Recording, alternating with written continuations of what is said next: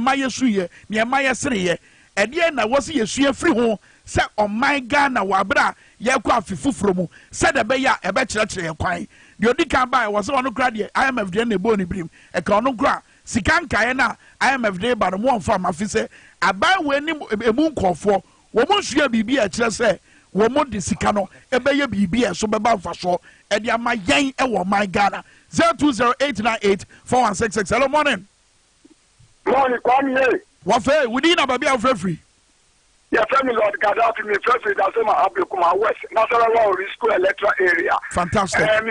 Because unit committee in my winning, and the assemblyman, so honorable Samuel Ashogo, any Selina, any Aheto, the Chamunya. Now, who say, every before we see the vacation now, and that's a common person. No, what to go and meet his assembly. Assembly, okay. I am going to be a Madio, or Mutra, Chamama Bar. Ne wo mo fam de ne fa hwehwe man na luchom na wo wini ba on omutro omo sese omo nya dil bia o mama ba aba be shedi bia na ne man ko so my wa me da say ne fra o fra so ye fa be formal course na fe Matthias videos ahodo aye wom na enkomo na da ho no so me de abra kai say star 274# mensa ka promo na ye Mexica 1000 Ghana cedis e wo show you so. Hello morning. Money, Ese. Yamina down, mamma, who you would in a baby of free. I think come to your mamma. To my farm, yeah, that's it. Me fresh with my committee for. Nabonia, a friend, AC. And yes, so many of your hammy pan, sir. I bust you and I a 2 yellow. Ah, mammy, now for you to me, I did not man. Monka Sansa, my minister, 1 January. That's right. Montina, your family, dear, so my cry.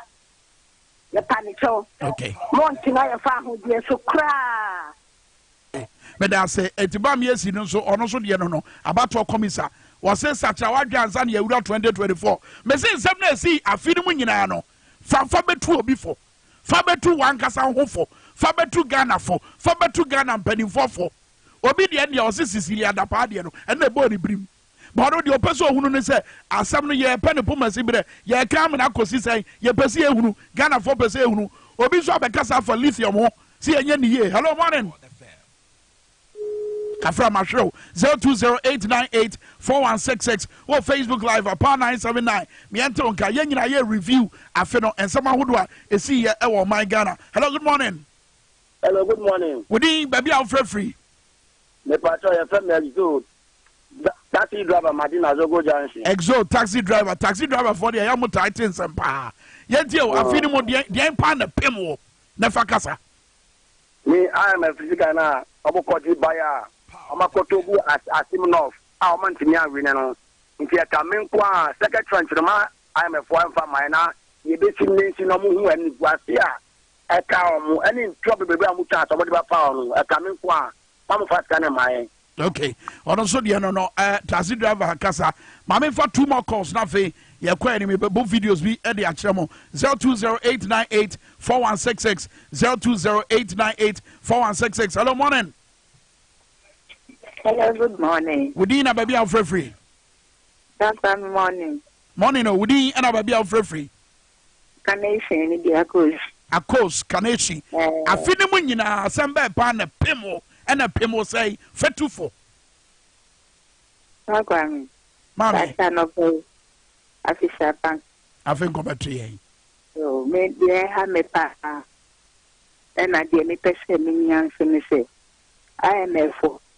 Yes, sir, she can no more farmer. Almost the bomb the bear. Inchi, 1 more farmer, 1 more train. Next year, no more farm, and I am finding a gun at you. Yes, doesn't yes, sir, mammy, I say. Yes, sir, no. Yes, sir, no more called the Jezebel, now and say, Ghana, my yes, sir, no key. On Jagana, my send up a 2, no Janusa, no, ma. Your dear Ghana for no. Any money can no more about here. It didn't move the day you want. It's your idea, no. Okay, very well, may I say. Me da se pass on with my friend. Our friend in Anaka said, "Ubet many 1,000 Ghana cedis. Wabra wa dial star 274#. No pick a power FM XYZ. Said we are mensaka promo no. Who can capacity no? Nasika no abeto or phone. So now what do we do? I wadi here be. Last caller na fe. Me the calls no abana wiye. na ye kwa enim. Hello, morning. Morning, Kwaminka. What for we na baby of free? Me din the Razak do rona frame na good the Allah. Na go de Allah. Razak yentio. Adenta side. Good. Yentio Razak. Ye make can say a few nyoma electoral commission wo ye no. Ye ka tell me say mo nsentwerefo no. Mo kan wontie. Ye de ya kan say wan hye na yiye. Nese wakofa ayin inkino oyifrim nese abato no de besi bia no masa enya de NDC ye besa tra ho said omori ye 2020 no ye de ya kanon nti electoral commission no nkasa ntira no ye de ya na ye dwene adenta ha ye ni bra adenta ha se titru ye break e wa adenta ha no wo munim no mo di mistake bi ba wo mu sia ye betwa okay put for book. Okay. It's breaking the 8 in Maja for Wadenta. Meaning, say, Honorable Ramadan, once watch breaking the 8 in Afa. What you two are breaking the 8, no? Anyway, 020-898-4166 because the last caller, but Yamfa one more nothing. Yet to be inquiring 020-898-4166. Ubet Fred, Chawadrin Cheme, a few more, and someone who do.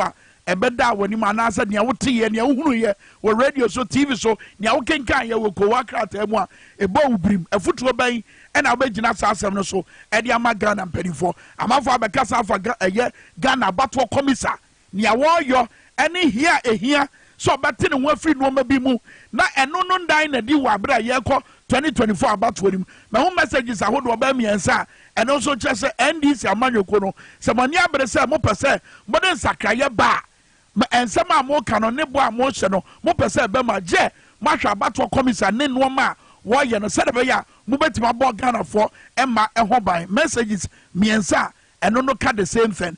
You are Brian for last call and also, Mamma more video, Peter, Mamma video number 5, Nafe, Yefendi, and Komobi, and 70 Bia, and Sisi Afimo, at Niayati, and Penifawodwa, Yenu Mushaya, Ewo Studio, I say, and then 70 Bia, what train ya dream.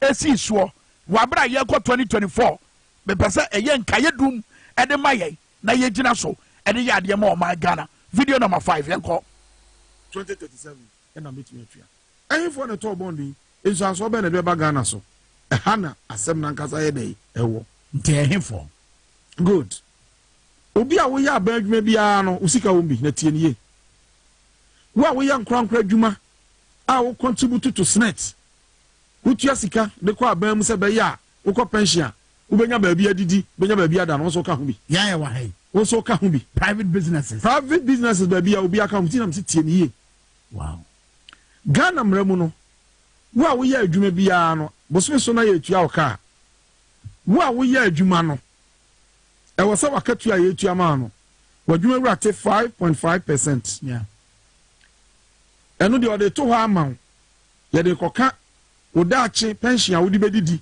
untimi nya adwuma bio na yentua oka bio no sabi wo ye nipa wonya ngui e wo se wudidi wo wonkwala ekosuku oso hwe wo mo oso nya ba bi da obetua libe betua water bill ye ti we ato ho na wa hode ye adwuma ne dubra hode no kwa retirement na wonya aduane adi wadwuma wura na ofa wo no wo wakatua wo tua no te 5.5%. Ghana mra say ono so esanse wo fa wadwuma na wo ye adwuma mani nya mfaso nti on sentua 13% of wakatua na yede ma no enka 5.5 we ho emfa ma na so obenya 18.5%. Tibusum bia wakatua no 18.5% de eye won teto ho a yede to ho amadache se nyame ya adom na wunyiri kodu retirement a wakoto so e de adidi emra no koso bi o se 18% we yetia yemfa mu 13.5% emfa SNET. Okay.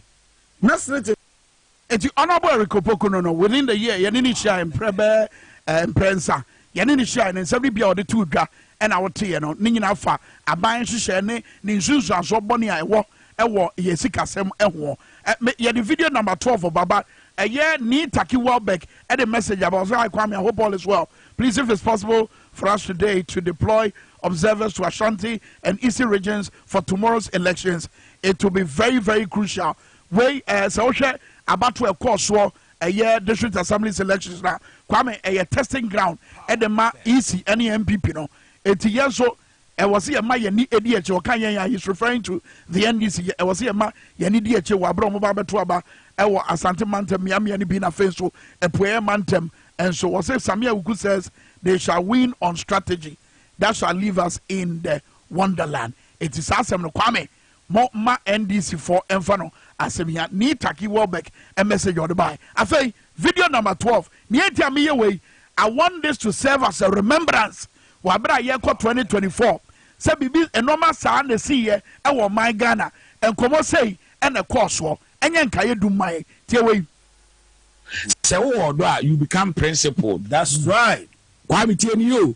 Wo odo a you become principled. Ghana leadership na ye woni nyina they are not principled. Ye can we ni akan we ye can we ni akan we uti krom as we are speaking eniama bebiri wo hono a edi adanse ye say oman ni future.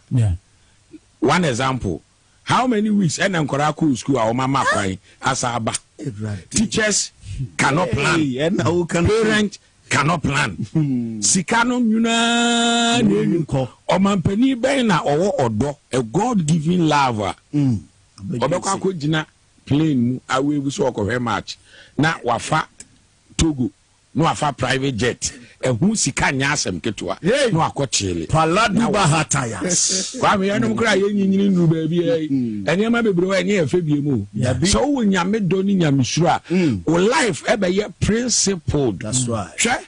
And so yeah, die ne sa abrofu intem nyina ne say wo no they are very principled. That's right.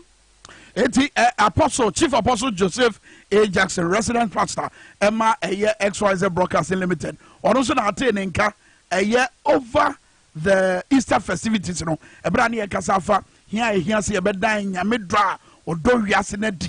Wo ye normal ye titiriu ewo ye memu no de fa memu mu na de ejina so ede 24. Eti eno nso ne video da wa me pese no so ye nka edum ede mai on fa to ho no de mai no o se ni wa bra bo hia pa ene no ma bia wo hunu wo Ghana o se ni hia pa. Okay, last video na fei enkomo na e ba be she nkra no me de abra mo last video hwe we mame them good yeah what's what do kwa kwaji oil what the can oil hooks onye no kwara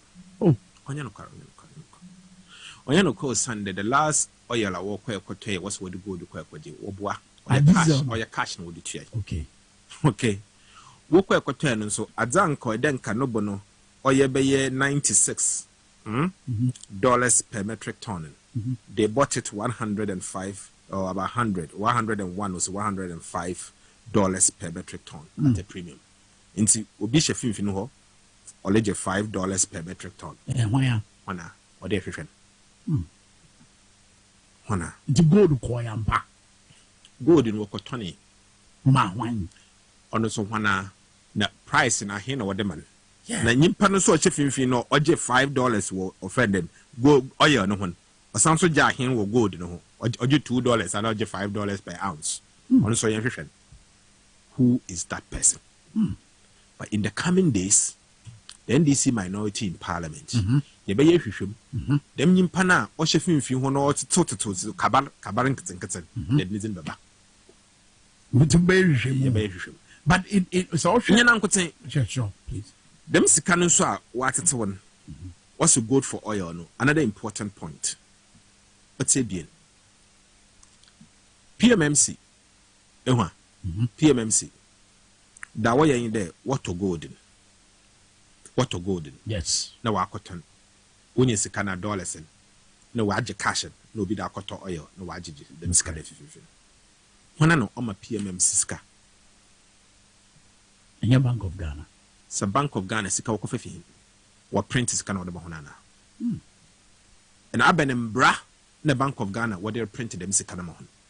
Into Bank of Ghana governor or semi-yano already from a fee 2021 to 2020, 2021 and 2022. Bank of Ghana governor were printed by 90 billion cedis. So kaisa fee mun so printing samno. Wo mu gina so de ye tre. And I feel so and dan kese no makukuru wo eya region de any hospital na Joma see no edi eni mu hwe no. O kaisa no so be ya asempa. And in fact, Honorable Dr. Casiela Toforsen, you go so a train go you gold for oil deal no. A bona was sharing a video ya me boys is here and you go so a train. Much will be. Mo will be a enquire tiamra our my Ghana. One farmer tree and him. Yakwa 2024. A baboy a pioneer who be a yadi a cokromotino ebefa. Yakwa man so aquadim como district level assemblies elections here.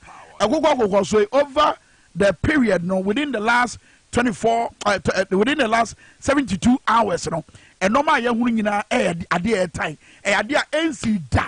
Wabra ye sha say ye district assemblies elections. Say ye to abako yi small honorables.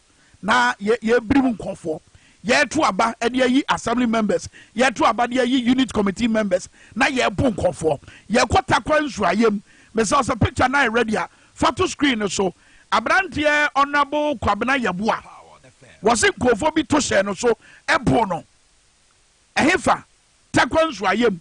Edi enti no mobo no yenkwa ahoma no so na ye ne ni nkomo honorable yamo ache yeah minia we di kafra mahu o picture no timi se ye dufu pa wana yes ade no we di kan yenda nyame ase for menkwa na yinchia watiefo nyina na yembo something lecture area for abaso picture na hu no ho no enye me assemblyman say me kura nka mintimi nkasa eye me younger brother ye last but one born na o ka me pulling agent ho okay na sa anyamna nsem we e course na ne tie ne say na no benade ya na Ghana fa na hina dumping lecture area ka ho ebie akwanya say amanfo no nkɔkyerɛ mo adwen na mu nkoyi nimpa omu fi se mfie na ye de no mbetumi asomo mo.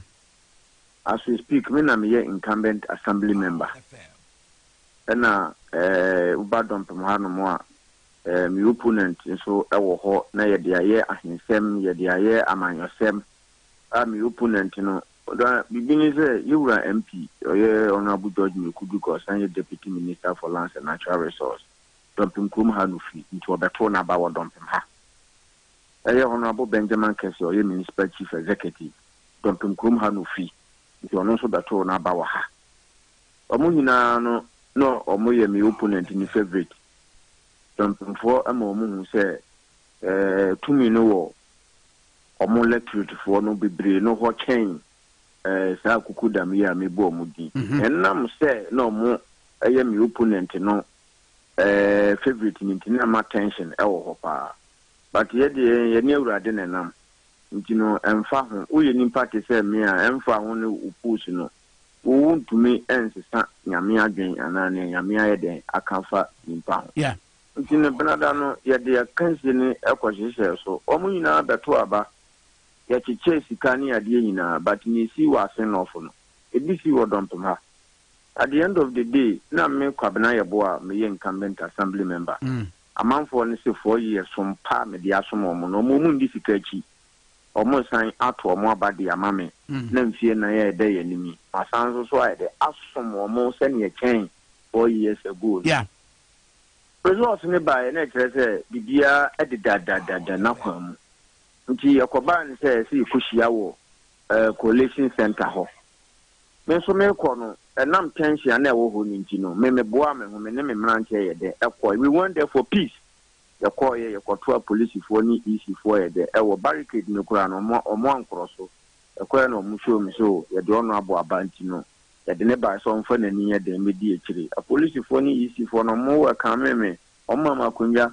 me tena so for mo me tena wa be 1 hour na me opponent no oma okay later no okoba ye di samamudi ne chi ne ye de ne bae but dompem coalition center na ye nkwanta na ne so no closer to your palace no okay me brand ntia ye ntia mame ne ye what's why you with any ana de abo no me se bo fa picture den to so oye me younger brother ye last but one no but to we no free TTU technical university or buy it did not beto aba no can be pulling agent no ho okay oto aba nti obaye no so adwuma bi sei eda me bre nim eda nanim so de ene me so mese madaje ne me bre na me so ma de ma yipuli ni agent de ama me bra tie no mre no ehu ya ne se me opponent no wasore wakwa himfie o san ba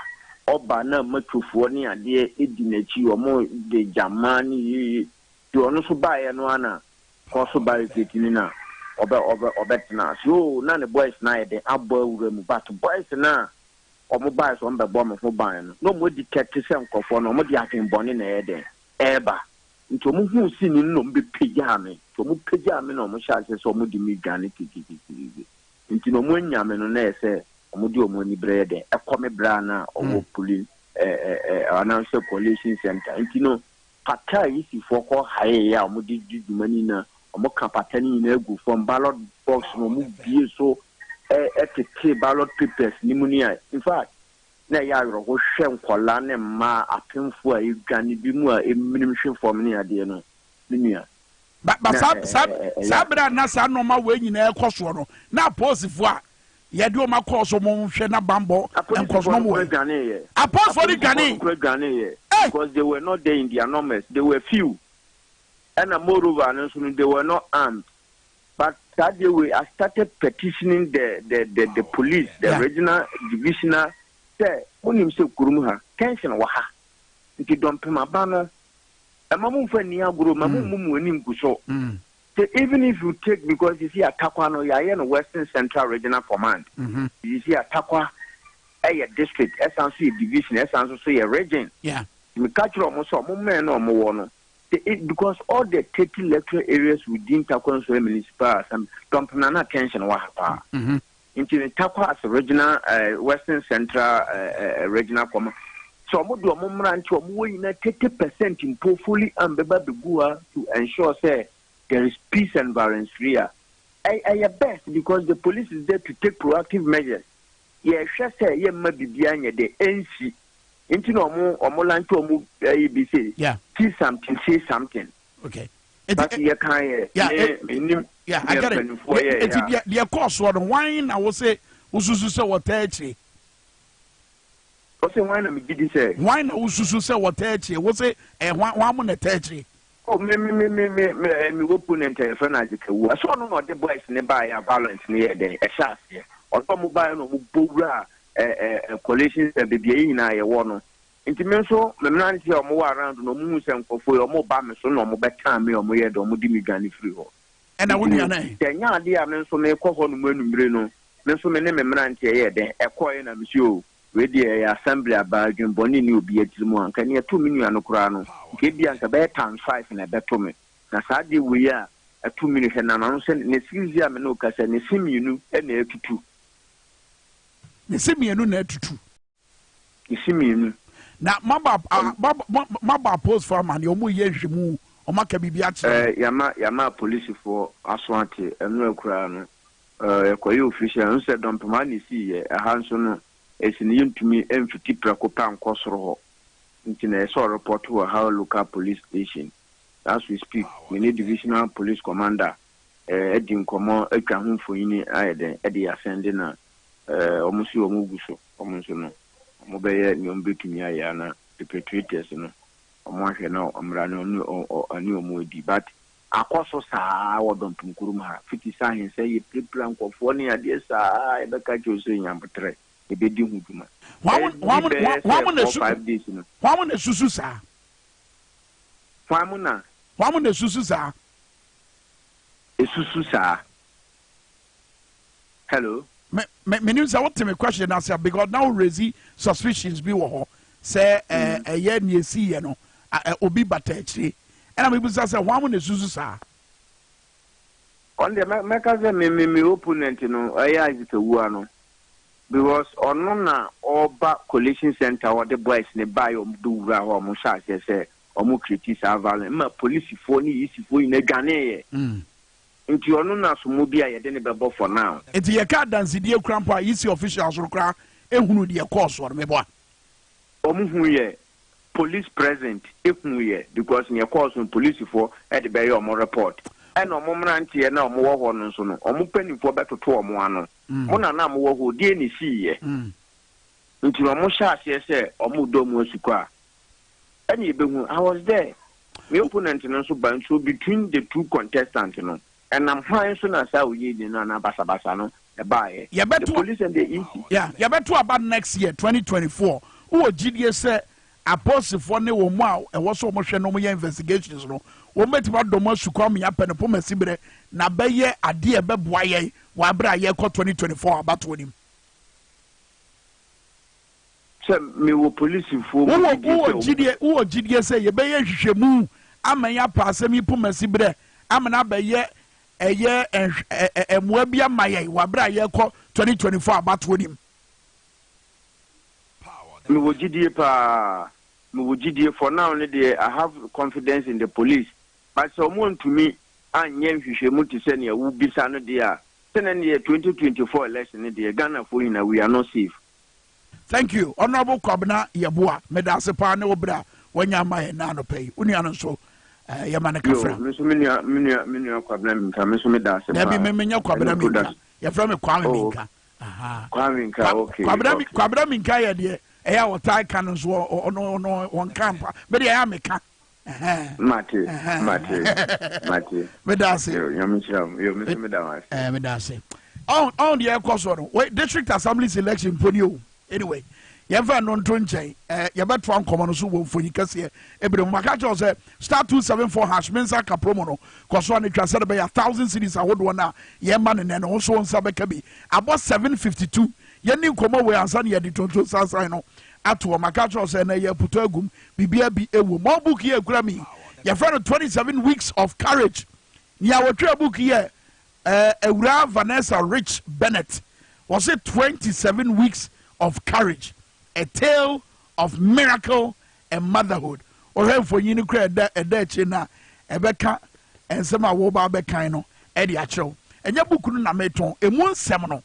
And I'm a person agena so didn't come now a year at church, a quite my wabra year 2024. A sound super show being crying.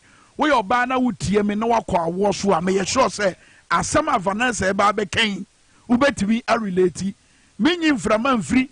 The ebe danda kodwo no ama kodwo na kodru biaya ye de ani ache but ono ankasa wa akakum ye gine kwaku anu ono ankasa eba beka asem no e de ache na ye gina so e de ahye ye ho nkran Vanessa akwaba ye nua bibi aboko de ya me na adum bibi aboko ubuki make sure se making kind no na ka me dwen se ebe ye te se Romeo and Juliet story titiru part na e kasa fa odo ho asem no because me hwe ba bia na wo kasa wo na muko Dubai na muko jimwani afi ye kan ye beta nse gingran na ni adane e de na wo book nim e na che nkuran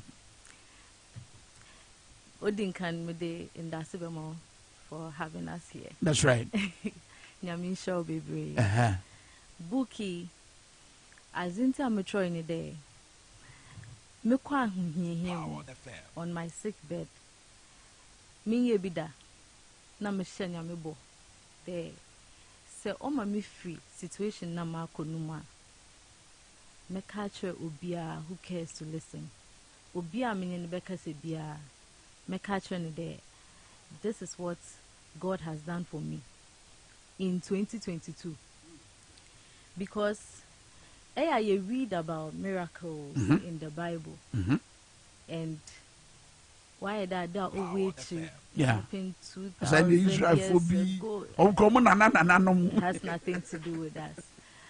And now you read about great faith that certain patriarchs had in God. GDA.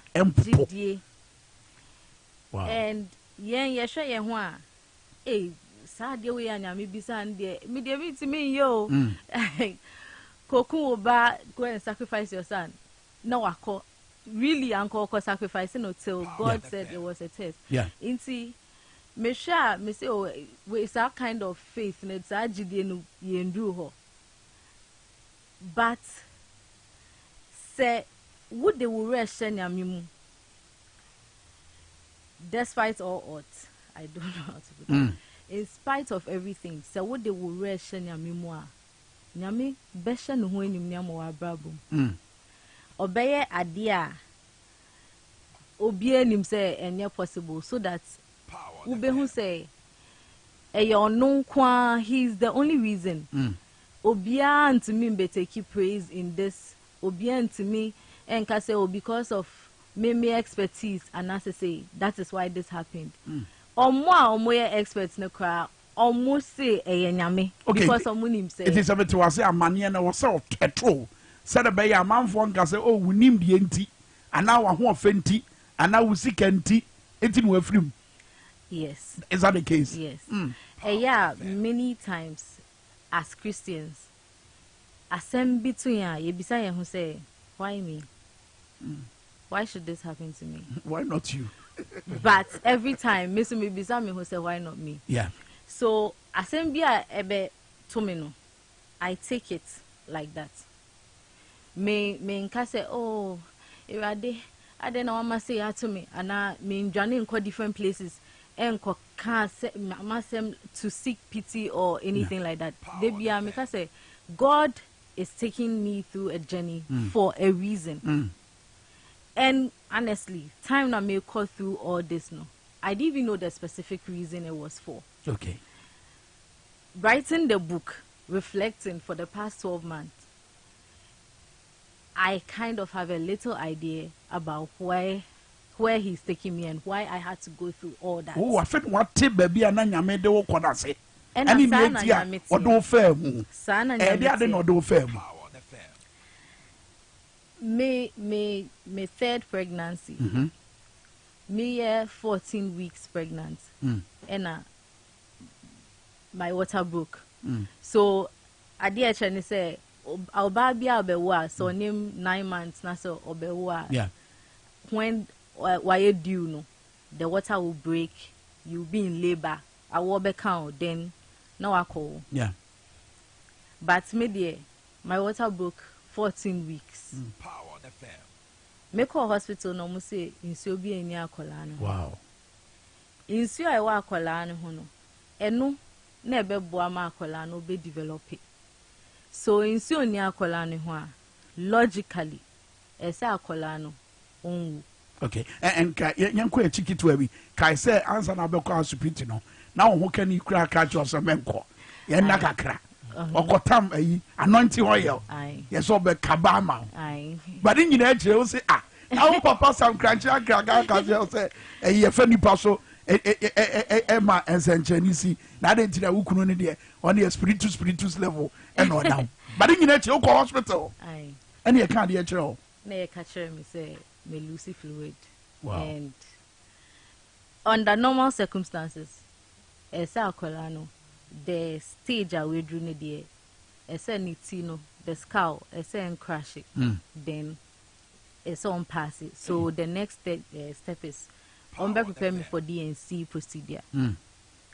But nimpana ultra scan the sonographer, doctor no. Obia say, how is the baby's heart still beating? Wow. How is the baby still fine? Na ye ni na wie no, yet na se no. Doctor ni mami medical opinion. Of course, Maba hospital, so I need a medical opinion. No catch me say, medically, me catch say, I need to prepare you for a DNC. But see a power yam. A DNC procedure and the empire okay. But on bear extracts the baby kind of like yes by force. Wow.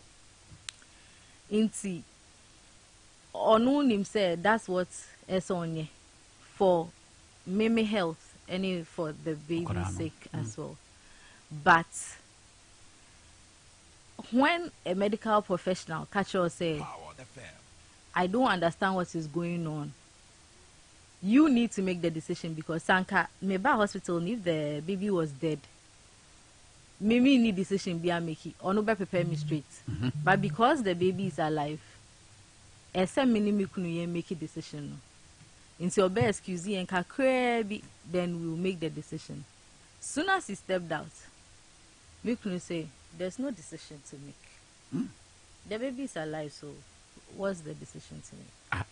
ɛdeɛ nana na ma ɔyɛ saa deɛ no because sɛ yɛyam hye ya na wode woayɛ calm woayɛ sɛ yesu a wada ɛwɔ kodoɔ mu mewa mframa no so wobɔ ba wodeɛ wada ade ntira deɛ ntira na ɔyɛ saa sɛ yɛka gyidie no a there are levels to it nti meme no first off my faith in God no it's very say ubi I panicking in a situation me I'm very calm most of the times my first action say me vampire answer me take a decision answer me movie and the time now I must say DNC no more that means literally mu kwa no because in soon in home until you now be but the scanner I can't know heartbeat until why will we do a DNC especially when the word has gone ahead say akara no ye be wo no okay nti e hono na na ode wa ho to so sa akwada na beba o ka ho book nim nti no matter what happens na akwada na beba then I feel the question was nyame then na wo ye aden saying because I would do that no issues that's right for 40 weeks mako naturally my baby even once a pregnancy be a little story but on a whole normal inti ade na we dey SM water in breaking 14 weeks why inti afi almost me nko fie na me nko da e ma me nye bibia just be on bed member back to the hospital in 2 weeks 2 weeks ne kwa anso me 1 week later na ya san rush me akọ back bleeding then it went from there every time me call hospital obi anjin dey say I think baby no needs you afika omutna omudi entna se ka shine say since you oni akola ho a ontumi stretching the limbs which means say the part of the body be cut baby into obey deformed into are we ready to have a deformed child into irrespective say akwa no good heartbeat and baby still yankoye DNC because yankoya yebewo akola with deformities wow and at that point and I say all good and perfect gifts come from the God come from God so I believe that my baby is a good and perfect gift I have worked with Nkola Omo disabilities. That's right. Way before I got married. That's what I do. And a bit of honoma, Omo deformities, no more talented crossing, or no. No, so if I am so passionate towards them, and you are telling me that I'm going to have a baby with a deformity, it shouldn't be like the first thing, because you say, okay, then go and do the DNC. It's like, okay. Let's see how this plays out. So still now, week after week, this pregnancy too had a lot of scans because they needed to monitor closely. Said to be honest here. Obia or involved every facility bia meko bia obi obesha mi bia is like this is a medical anomaly. So mommy explaining say who loosey fluid in pregnancy is actually pretty normal. But mostly in loosey fluid in pregnancy loosey fluid no cry maybe around 30 something weeks getting to the end. That's right. It is a banisa ukona the procedure is that they'll prepare you for CS. Yes. No way ya colano because in so near colano. But so loosey fluid like 14 weeks. To say na me loosey and the procedure is a DNC because the baby cannot make it that journey. So that is what makes this special because other women have lost fluid in pregnancy. Other people have, but they did that 34 weeks, 35 weeks, 36. In Tebo because the baby is developed as at when Nemami be loosey fluid no. So that's the thing that makes Matthias here. Wow. And I didn't see you with you. And within that period now me were oligohydramnios because that's the name of the condition. Why redeem me? I'm going to say Holy Ghost hydro communion. Edino so as rebel. What's your friend say? Oligo hydrominious. Why? Inti omo catcher me no. Normally, me I'm the first person to Google, to watch videos, all that. But man, yeah, any of that because already they are not made to a hospital. No, it was so bad. Inti na me person me kwa ke any extra research behind who more negative reports. Inti I just said, let me hold on to my prayers, my worship, and then that will lift my spirit. Okay. Because Jina hona prayers, worship. Eti ni nyina mo no bompa ye, oyi nyame aye, wo pagya nyame. Dwene ho me ba. Hwade bi sisi star 274 hash. Eye mensa ka promo no. Wa bra, wo fa oye oyi mu nyina no no ede. Wo bompa ye, oyi nyame aye. Na wo hye nyame, wo amfana dwen ankosi the negatives no so. Kwaso anadwene ho. Me wani free story no. In fact, me you adwen en free story no ye kan kodru baabi. Na sam pempen so no dura. Wo be hunu ne entia enkomo we ehia. Ba me kan say mensa ka promo no gusu a ekoso. Se na no si na akra covid akode efonyi kase bre ya. Ye be first draw no. Enti to me kan ba wuram se na be ya won so won hira no. Won sa be kan e wo phone so. Ene ye ma 1,000 Ghana cedis. Ye mo be 1,000 Ghana cedis. How wish you metima aga say look ye bie obi ameje. But when you abokwa to ama Ghana for miensa. Some budget 1,000 Ghana cedis. The choir obefa so to say the man me Vanessa ka kire no. Ade de bia no eba e wo se wutu kwan bi. E wo se wo fa bibi mu. E wo se wurawura wo mane e wurawura. Ansa no abedru ba bia enigye ne ode no wo. Eti isa so na yenso ya bokwan we ato fa kwan we so star 274 hash ne dial o dial a pick power xyz o pick power xyz a e madodo a opese utwa no na watwa se no be ya 1,000 cities no be ba be ya odia. So now ye bompa ye worship and na de ne to aso. See, me bompa me worship me ye declarations. This baby will be born. This baby will be great. This baby will be fine. Positive and wow. Because almost the power of life and death lies in the tongue. And so every time my mommy who positive way. And I'm there. You mean Bible say? Yes, and you almost say Bible say. So Mr. Bennett. Or more research into the condition. Yeah.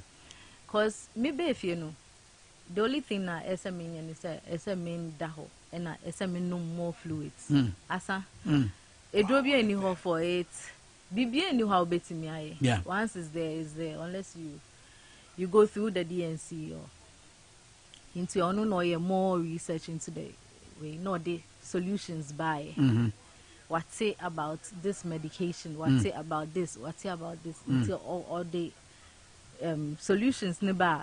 Now, so you could be say a primary caregiver. Yeah. You could be saying, say, okay, what about we are now? No, I can say I know about it, but if you are, I didn't say I'm recommending. Say, yes, yeah. What about we? No, I can't. On your one success story out of. Bebre bena abana ni mu nyina no. And also, nani mpakrono or a doctor and an yeri suffer from the condition. Yeah. Or nimbia or low fluid, but the children don't make it. Yeah. Okay, ye brain into fire to me kakaka. Yenya fast forward kitu ebi. Na yendru baby a killer ni we no. Bowura ho. Me do about 26 weeks now. Yeah. And I was rushed back to the hospital because I was bleeding. Their doctors ni mo mbe ni na to stop a pregnant woman from bleeding. Omo ye edrobia omo de be wo media omo be kra omo be twen manaba ni na omo ye. There was nothing that they didn't try. The bleeding never stopped. It was consistent. And ni na Ghana here. Ni na Ghana here. Right. Inti on the 4th night, and almost the way I DNA corner. Me lose too much fluid. By this time, now my BP are called low, me was so now they had to do the CS. Now, as someone trained na akrano, ondu 1 kg, Okay. like 28 weeks. Ni mudro no. Right. Eno kora no, almost say Ghana niku no. So what they akola kona so 1 kg 28 weeker or 50% chance of survival. Wow. So already no. Omo be cycle say ubano 50%. Wow. The chances are not good. Wow. But now me bano ondu 1 kg yet. Almost can you almost ondu 1 kg. Now me 26 weeks and some days. Until the day I me do 27 weeks per. And omu ye CS no. Omu yi me bano. No oye 1 kg. How? Edi necessary. One gasa wini. Eno de nyame kwa na ebeti. Eja be na tuni musa wo na wo ye research awodo na wini. Say your own nti. Kwa ba faso benya 1 kg ndi. Anti kwan no na hono na ye. Nyame ase. On na so answer sa question. Interesting. Wow. Until after that no ni ebe ko niku. Niku so yeah, a whole journey on its own. But the first miracle about her is Niku no first day for 27 weeker, 28 weeker. So woman they do be a friend is surfactant to help the baby breathe. That was never administered to her. So that's the first miracle because she wasn't supposed to even make it without the surfactant. Wow. It's even the first thing. Yeah, call Niku no. Omo boying in our doctors, no neonatologists, matrons, everybody. Obian himself, Akrawin chances are very slim. Yeah. But I said, oh, my yen being share. We know that I say infant ventilator, so my infant insist. Yeah. Yen manu antibiotic yen famanu. Yeah. But omuni mwakumem say the baby doesn't have good chances. That's right. But ene hono na wahai. Na yen fa na nkyerɛ mu hwɛ wani opare. You see, every day meko hono. Yeah. Mejina ni incubator ho. Mebo mpa egunu so. Mebo I created a playlist. So mebo the music from the playlist. Oh yeah, she was very weak, but mebo playlist na no moving in sun in the 9 ewo incubator no. That one also your worship. Wow. Yeah, say oh she's enjoying the music. Yeah. Because mini that was what I was playing. That's right. It's say me ba na ma be oh every day Niku dey every day ukwa different reports. And apa omo de on be test omo de on be catch up. Yeah. Area enimre ebi of why you leave the Niku very broken. Yeah. Ebi o sa me wo kwa ubenya good news kakra we ni beji kakra. Enti every day bia ni different. Well, me brand ko gina wasemi so to amanfo shamanfo kran wabra ye ko bronya mu wabra ye tiesi afifoforo mu obu amane ye isi ewurawura ye fa abrabo hwina so abrabo pa na pempem no ono so efe bi mu Ghana ye a clear case in point Ghana ya si wache mo si ewura ha ni ewura shen cry wo ekwan a ye betima fa so na ye prim ye trim te said ye wo ye wabra ye fa amane ye say mu. Okay. Me from me ankasa me experience no yent me control obia ba obet me control you ankasa on. You are a good Christian and I say whatever you believe in. Muslim, most of the tenets of the different religions they are almost the same. Basically be a good person. Hold on to your faith. Pray. Your faith will not teach you to take bribes. Your faith will not teach you to be a certain type of way. You know how people behave in this country. Your faith doesn't teach you that. You're supposed to be a good person for yourself first before any other thing. Hold on to your faith because sometimes when you are going through something, now it doesn't look, things look very bleak. Faith na wode wo ho ahyem no eno na ebe take you through eno na ede wo be go through the darkest of days and one day wo free that situation no ma I believe say one day Ghana will be better. And we will look back and say, oh, so we had to go through all this to get this. We were being refined. I'm a baker, so I'm going to use a baking analogy. Oh, yeah, bread, not a tour. What the show oven, we are shake. I don't think the bread is pleased to be in there. That's right. But at the end of the day, now I come on. So right now we are in the oven. Ghanaians are in the oven. And we are baking. It's a free one. Yeah, be and I come the dead then so pound or show. Mr. Bennett, yeah, no, yeah, catwalk. So media Kakarakan said 27 weeks of courage and 50 plus days later in the Niku. A bit to me no I could be bimu because imagine say we call day-to-day activities. We so kujuma now so bada Niku. And so quite sorry and so bada Niku.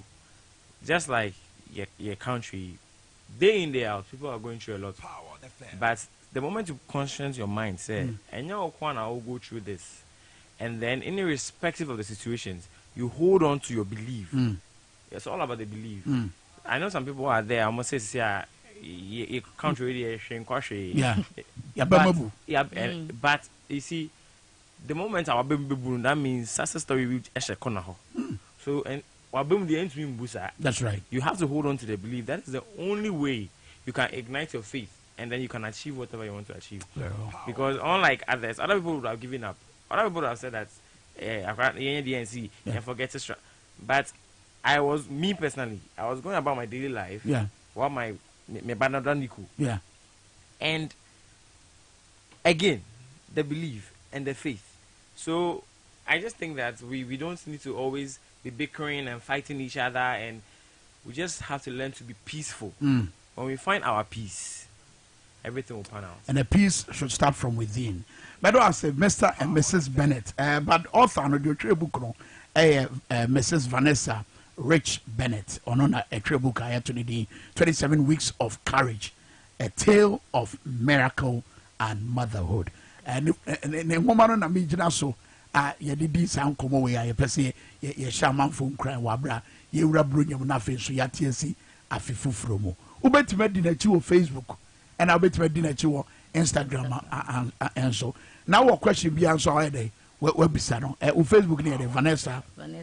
Mamisi Rich Bennett, but Instagram is Vanessa Rich Bennett. That's right. Okay. Your friends here. Some other time there'll be another opportunity na and come on here to me.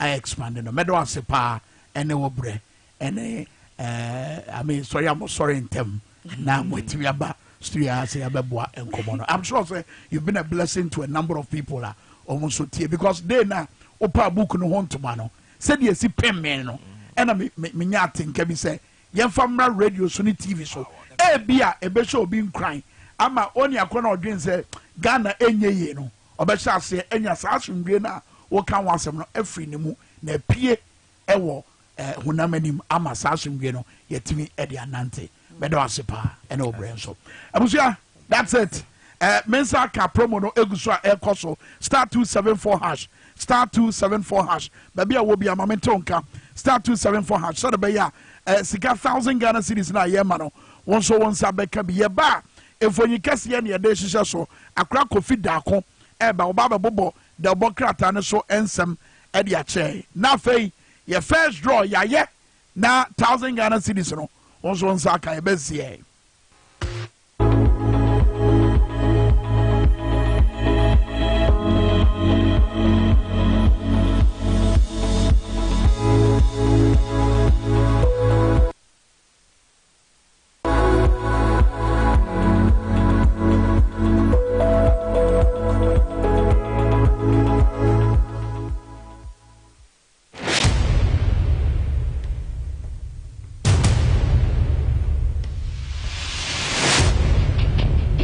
The average human body mass should have at least 60% water for optimal performance in any physical or mental exercise.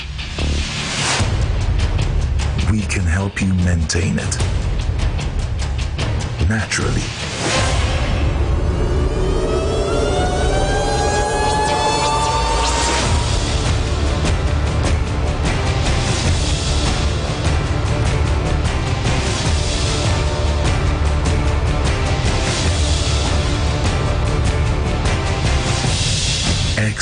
natural mineral water. Simply natural.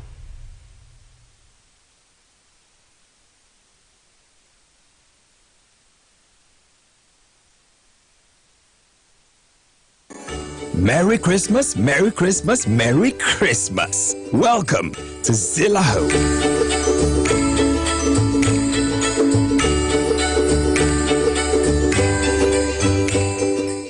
This Christmas, enjoy from 30 to 60% discount on all products here at Zilla Home. Trust us to deliver quality for your projects. Furniture, decor, and lighting.